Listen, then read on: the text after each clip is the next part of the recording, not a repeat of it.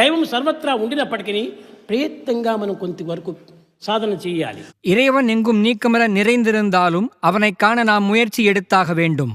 ఈ సాధన చేయకుండా సర్వత్రా ఉండినటువంటి దైవత్వం కూడా మనకు సాక్షాత్కరించదు. இச்சாதனையை நாம் செய்யாவிட்டால் எங்கும் நிறைந்திருக்கும் இறைவன் நமக்கு தோன்றி அருள மாட்டான். పాలను తీసుకో, பாலை எடுத்துக் ఆ கொள்ளுங்கள். పాలను ఒక పాత్రలో పెట్టుకొని వెన్నెక్కడ వెన్నెక్కడ వెన్నెక్కడ వెన్నెక్కడ అని 10 దినములు నీవు ప్రయత్నించినప్పటికీ ఆ పాలు పాడైపోతుంది, కానీ వెన్న నీకు సాక్షాత్కరించదు. அதை ஒரு பாத்திரத்தில் வைத்துக் கொண்டு வெண்ணெய் எங்கே என 10 நாள் தேடினாலும் அந்த பால் தான் கெட்டு போகுமே தவிர வெண்ணெய் நமக்கு కానీ தென்படாது. ఆ పాలలో వెన్న ఉన్నది. ஆனால் அந்த பாலில் வெண்ணெய் உள்ளது. అయితే దానిని వెన్నగా నీవు అనుభవించాలనుకుంటే அவ்வெண்ணெயை நீ அனுபவிக்க வேண்டும் దానిని என்றால் పెరుగుగా మార్చాలి. பாலை தயிராக ఆ மாற்ற పెరుగుని வேண்டும். తిరిగి మద్దన చేయాలి సాధన. அத்தயிரை நன்றாக கடைய வேண்டும், ఆ அதுவே సాధన சாதனை. చేసినప్పుడే ఆ యొక్క సర్వత్రా ఉండినటువంటి పెరుగు ఒక వెన్న ఒక పై భాగంలో సాక్షాత్కరిస్తుంది. அச்சாதனை செய்த பிறகே தயிரில் எங்கும் நிறைந்துள்ள வெண்ணெய் பிரிந்து மேலே வந்து